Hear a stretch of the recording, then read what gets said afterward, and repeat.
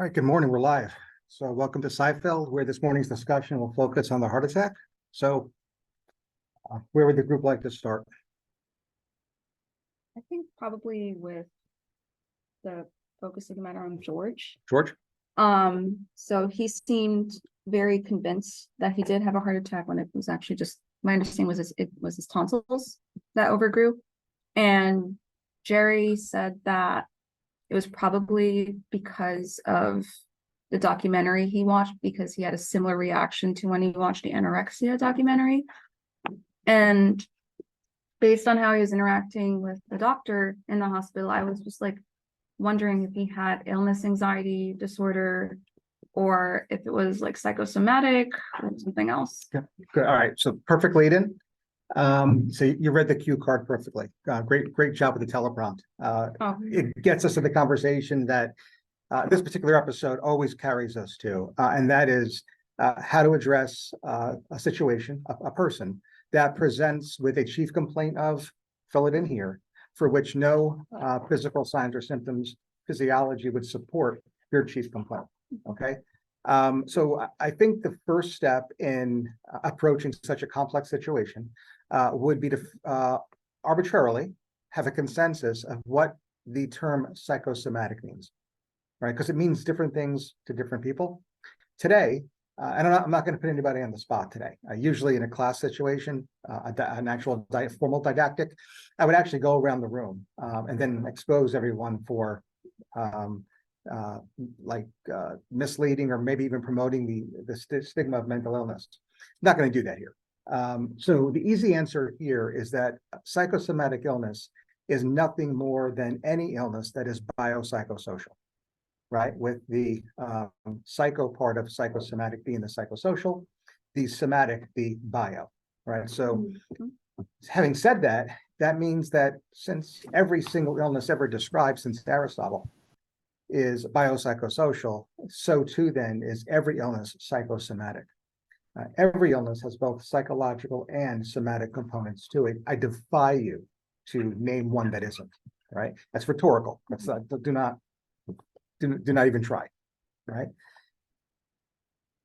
A person comes to you for help. They actually make an appointment to see you, and you can't find anything that will guide your case formulation or treatment planning for the somatic portion of their psychosomatic illness, be it whatever it is. At that point, what is the only thing you can do as a healthcare provider to increase your patient's overall sense of well-being? Assist them on the road to recovery from whatever it is that they're struggling with. If you can't do anything for the somatic component, what is the one thing then that you can do next for them? Help them with the cycle. That's that simple, right? Once you adopt that perspective, once you adopt that role, the term that we borrow is psychogenic illness, right? The idea here is that since you're unsuccessful in identifying the somatic component, that must mean that the psychological or psychiatric aspects are deemed to be central in the exacerbation or perpetuation of the illness. And when that happens, that is the very definition of a psychogenic illness. Now, trick question. This one, I'm going to put you on the spot. Trick question. At this point of our little algorithm, our flow of ideas and coming up with a case formulation of that patient, who then is in a situation to make the diagnosis of a psychogenic illness, given what we just discussed?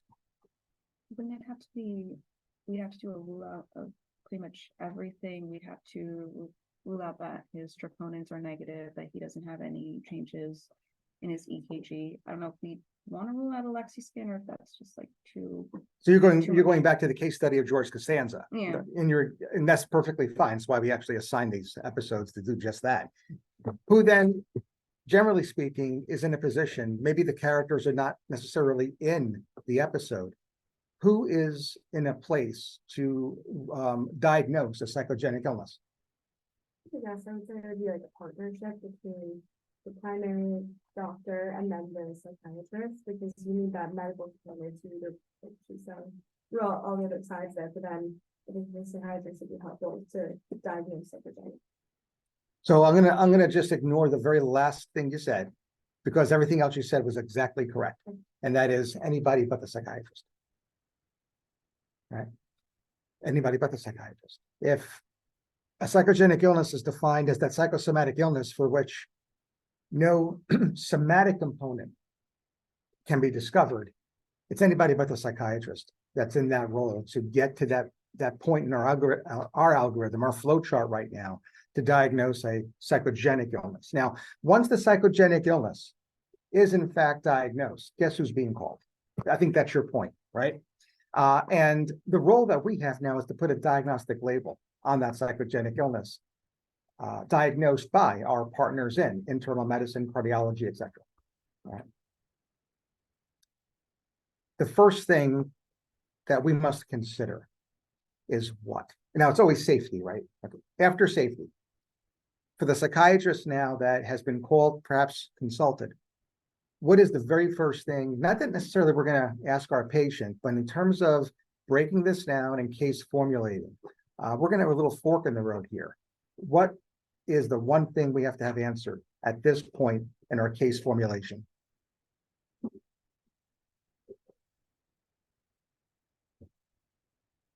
And the answer is whether the individual, the patient, is providing misinformation. Right. And let's bring it back to George here, because, and I'm going to ask this question or re-ask this question in a very specific way. Is there any evidence that George Costanza in the heart attack is misrelating his symptoms in any way or relating them in such a way as to deceive us? Wasn't he listing off the symptoms? He was. Did we catch George Costanza in a lie? That's the other very straightforward way of asking the question. Because if the answer is no, then he's not lying, even if he is. That is, the default must always be no. We always have to give this patient-centered medicine. We always give our patients the benefit of the doubt. And if there is not discrete evidence that this particular patient named George Costanza is lying to us, is deceiving us, is misinterpreting his symptoms and relaying them to us, then the answer is always no. Okay, so is George Costanza misinterpreting or misrelating his symptoms to us? Yeah, so it doesn't seem like there's evidence. Now, hypothetically, if we would call Larry David and say, listen, we're in the middle of a didactic here. Can you please rewrite the script? Can you please edit the script? So the answer would be yes. What is if Larry David were to comply? And he's a cool dude, he probably would. For teaching purposes, let's say, in fact, no, we actually see that George Costanza, when nobody is looking, is doing things, rehearsing lines. And we actually see that he is, in fact, misrelating his symptoms. What is our differential diagnosis as to what ails George Costanza in the heart attack? Perfect. That's it. Right? Malingering versus factitious disorder. Both are misperception symptoms. I struggle with the wording. The DSM, the American Psychiatric Association, incorporates specific wording in the definition, but there's misrelating one's symptoms. It's a politically correct, perhaps even medically correct way of saying lying, deceitfulness. That said, what differentiates malingering from factitious? And neither of which are evident in the script, the heart attack, but instead in our little world of the revised script, thanks to Larry David this morning. For factitious, it's to be in a sick, the motive is to be in a sick role. Whereas for malingering, the motive is usually to get out of something. Yeah. And this all boils down to external gain versus internal gain. Right? If the gain is external, if George presented with workman's comp papers, with a benefit application, with you name it, boy, this looks like it's going to be malingering, or at least prior to 2013, the condition formerly known as malingering. The DSM is trying to phase out the terminology. On the other hand, in the absence of such information, the default is always that there is no external gain. If you can't find it, it doesn't exist. We have to give our patients the benefit of the doubt. So it's always factitious until proven otherwise. That there's something internally or subconscious that is going on. that results in the patient deceiving us or attempting to deceive us. Factitious versus the condition formerly known as malingering. Any questions about this side of the algorithm that we're building? So as a clinician, which one would be, I guess, have like a worse prognosis in terms of. Factitious. Factitious is a real illness. Malingering is not. That's why the DSM is phasing it out. Yeah. All right. Do any of these apply to George Costanza in the heart attack? No, so we have to go on. So he went into the, I think the alternative holistic medicine, so would that still constitute trying to be in a circle, or he's just like very anxious? If he's not lying to you, we can't even discuss factitious versus malingering. If there's no evidence that Right. he is making a conscious effort to deceive us, we're not here. Right? Remember, it's that one question that gets us down this proverbial side of the algorithm. And without evidence, we're always going to go down that opposite side of the algorithm. And here our differential is twofold. The individual is presenting with signs and symptoms for which the somatic component cannot be found. All right. Therefore, they are struggling with a psychogenic illness, and without evidence that they're making a conscious effort to deceive us, our differential really is twofold. What are the two conditions that we must now consider? Well, that's been ruled out. Remember, the organic or the somatic part has not been discovered. Yeah. Conversion disorder? Conversion, good. Or Well, not illness anxiety because it manifested. So, perfect. Somatic symptom disorder is that condition in which an individual presents with one or more somatic symptoms for which no somatic or physiologic process can explain. It's that simple. Conversion is that variant, that subtype of somatic symptom disorder when their presentation focuses primarily on voluntary motor and or sensory deficit. Right. Unfortunately, conversion has a prevalence that the American Psychiatric Association pulled it out from somatic symptom disorder and created its own freestanding diagnosis. Otherwise, conversion is a type of somatic symptom disorder. Okay. There's your differential diagnosis, right? In each of these situations, the individual is not making a conscious effort to deceive you. They truly believe what they're feeling is real. Okay. Yet, neither may apply here. Because it looks like George is struggling with an anxious component, that he's very preoccupied with having an illness, and maybe doesn't truly believe that he has one, right? It's a fine line. But it's a fine line that the American Psychiatric Association does in fact investigate, because illness anxiety disorder, that condition, formerly known as hypochondriasis, is one that is now found in the anxiety disorders chapter of the DSM, or at least it will be with a subsequent revision. Right. So keeping this differential for the somatic symptom and related disorders chapter the way we have it, easy, 2 + 2. Let's look at this other condition, a related disorder, but one that is better categorized as an anxiety spectrum disorder, right? And that's called illness anxiety disorder. Okay. Now, again, a little bit of brief background here. There was another condition published in this chapter called body dysmorphic disorder, which is another preoccupation illness.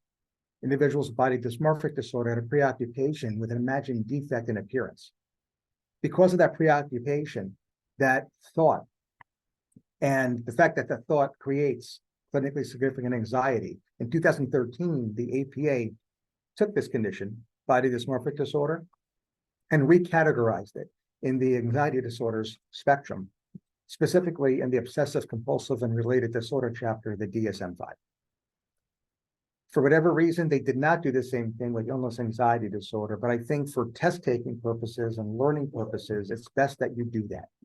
Because I think in the DSM-6, you're going to see the same type of recategorization of illness anxiety as an anxiety disorder. Kind of makes sense. And it makes this workup of the psychogenic illness even easier, because now you have an easy 2 and 2 in terms of your differential.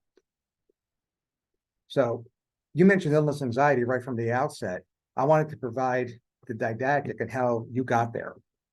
And that's the way I would strongly encourage, especially consulting psychiatrists or budding psychiatrists that make up a consult team to go through the actual steps to arrive at a diagnosis like illness anxiety disorder, where the focus becomes not necessarily one's symptoms that physiologic process doesn't explain, but instead the anxiety incurred and the preoccupation with having a serious illness. And that's where I think George Costanza is.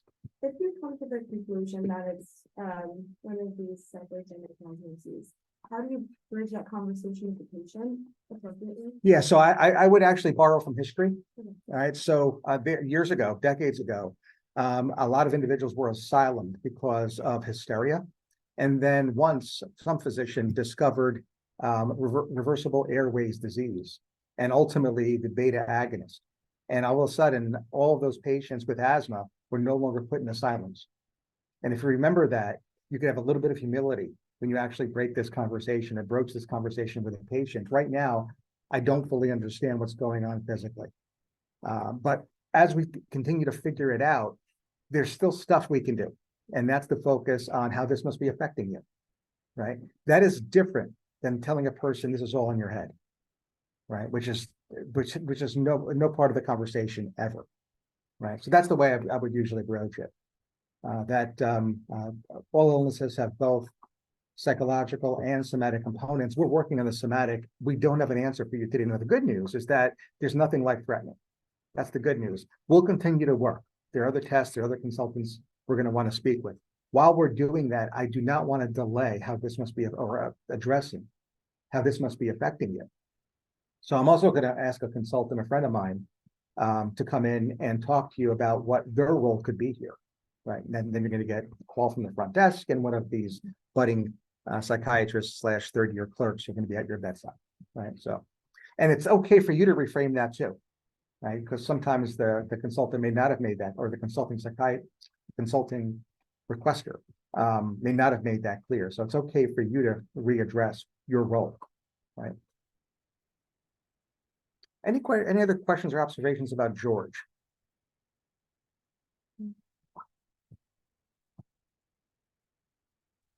Very, I guess, insistent on finding diagnosis, like just something that you end up in the tonsil receptor calcium, one thing after the other. Lupus is a lupus. Yeah. Illness anxiety disorder. Yes, that's a function of anxiety, and of course that is incorporated in the very root of illness anxiety disorder. Yeah, no doubt about that. It's a preoccupation with having or acquiring a serious illness. And that's what we see here. George is not presenting with symptoms that don't have any, underlying cause. His focus, his anxiety, his preoccupation with that I think is the real focus of clinical attention. Hence why he doesn't have conversion and he doesn't have somatic symptom disorder. Single best answer here would be illness anxiety. I mean, you were right within 7 seconds. I think it's interesting that he decided not to stay at the hospital and felt like he sticks out. And he was like, I guess like maybe he's because he's like, I guess like has illness anxiety, maybe has a lot of experience with hospitals and maybe some mistrust. But I was surprised that he so quickly is like ready to like not trust the hospital. I know that it's on here, which I didn't know the financial thing, but it's like I thought he was like one of so long to stay and do that. Yeah, so George, and we could, I know this is an early episode, season 1 or 2, and there's another 7+ seasons to go. But George does show a pervasive pattern, an enduring pattern of that personality trait. He does have traits consistent with the obsessive compulsive personality disorder. He's very frugal. He has a miserly spending style. Now, I don't think he has OCPD. He's actually a little bit of a slob. He's in the opposite direction. Jerry is the one that's tightly wound, top buttoned, perfectly manicured. Jerry is obsessive compulsive personality, but it's very interesting that these two are best friends because George is the exact opposite of Jerry, yet there is some overlap nonetheless. And while Jerry is not frugal, George has that quality of the obsessive compulsive personality. It's not only in this episode, and of course it's fostered here by Kramer. George is very dependent on others and what they think of him, so he's very gullible. And Kramer's role here cannot be understated. But it is George that has that enduring pattern of behavior over the 9 seasons of the situational comedy. He seems well intentioned, but like it's just like the wrong execution. Yeah, he's odd, bizarre, and likely cluster A personality. Yep. I want to talk about Tor a little bit. We only have about 4 minutes left. What do you think of Tor? Speaking of odd and Is that the most important? Yeah. Really strange. Yep. I think for me as a pharmacy student, I was like, that part was most interesting to me when he went to the holistic healer. And then like the toxicology component of whatever was in that tea, the couch grass, and then I forget what the other component was, but whatever, I was curious what like the toxicology would be in that tea because we should look it up. he turned purple. No, what we should do, we should just rewatch that clip, get the actual names, and let's call your supervisor and farm today and see if we can't find out. They'll question your integrity and what you're doing on site, but that'd be fun. Yeah, I want to be there when you call them. Having said that, Tor does make a comment, and this is one of the things I wanted to bring up because this does connect directly to our noon lecture or noon discussion on the Mothman Chronicles. Yeah, and that is he talked about living in the Arctic and how people that he lived with, would all of a sudden run into the snow and stick their heads in the snow. Anybody think to look that up because that does seem like bizarre behavior and might be behavior that would come to the observation of a psychiatrist. That's called piblokto, which is otherwise known as Arctic hysteria. And it's usually in individuals with no prior psychiatric history who spontaneously will run out into freezing temperatures, screaming, and stick their heads in the snow. So he'd actually describe something that is published in literature. Piblokto does appear on shelf exams. It is a form of or an example of a culturally bound syndrome. And so I just want to kind of frame where we're going with this when we talk about the Mothman Chronicles at noon today. And that is when you take a test, a shelf exam, and you see behaviors that are geographically isolated. Your differential will be culturally bound syndrome versus a culturally sanctioned behavior. And both are subheaders found in the DSM. While both of these conditions have that overlap of being geographically isolated, in this case, the Arctic Circle, you obviously have to know what differentiates one from the other to get the single best answer on a shelf exam. For a culturally bound syndrome, even within the culture that it is bound, it is considered to be abnormal. And that is piblokto.